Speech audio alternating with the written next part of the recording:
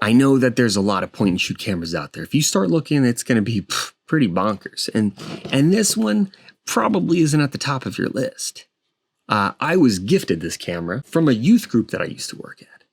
They're like, we don't use this anymore. We have a digital camera. We have iPhones. Why do we need this? I was like, well, I'll take it off your hands. Let me have that. 5 years ago, I started taking some pictures with it, and then it stopped working. It loaded a new battery in. It takes a CR2 lithium battery. I wouldn't say it's the best camera. I've used better cameras. But if all you're doing is, using that flash, blasting your friends, having a good time, I think this camera is the camera for you. Get on with it!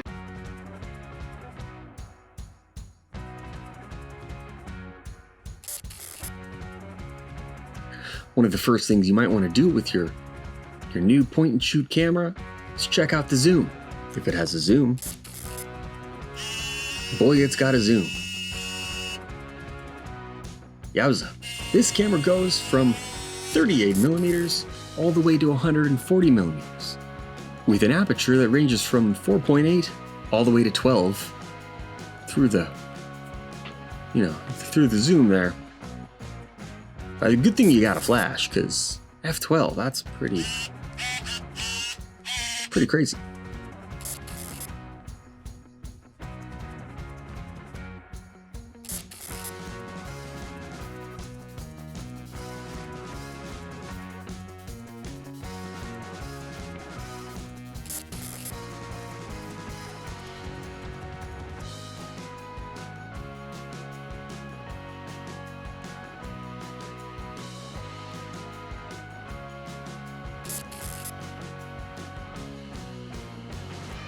Get some basic things, you've got your date, which seems very prominent. Your flash options, cycle through those. Your anti-red eye, your drive modes. So, like if you wanted to take like a selfie or something, there's like a timer on there. You can set it up on a tripod and go click. Yeah, and then it takes a picture of you. Pretty cool.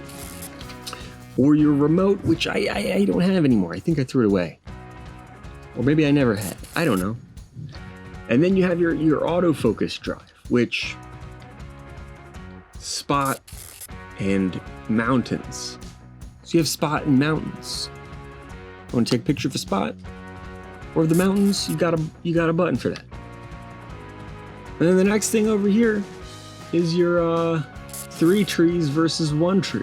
So if you take a picture of 3 trees, you go there. If you just want to focus on one of those trees, you do that one. You do that one.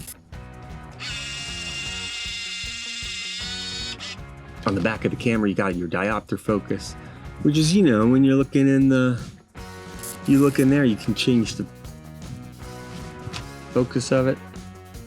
Probably wouldn't touch that too much.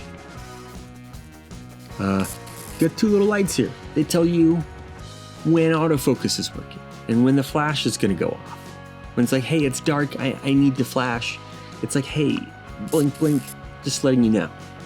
I just want to let you know.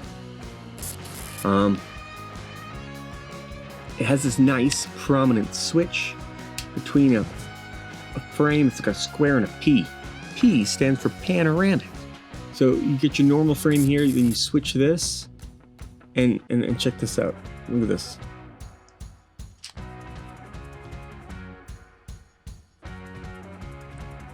That's all it does.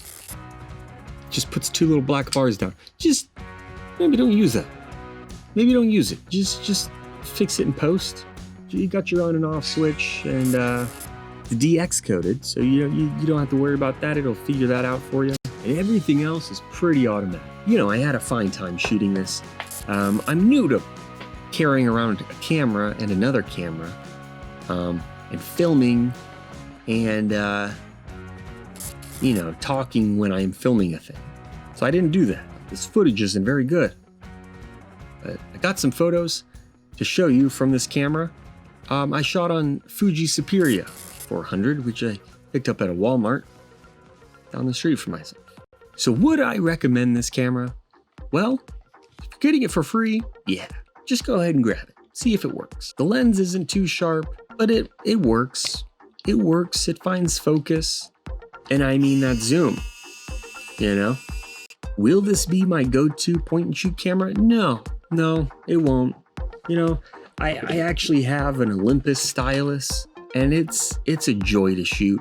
It's so simple and it's so sleek. You know, they're comparable in size, but in the end, this is just so easy to use and does everything I want a point and shoot to do. I think at most I might spend $7 on it. It's a solid $7 camera. Pick up a Pentax IQZoom140M at your local point and shoot store.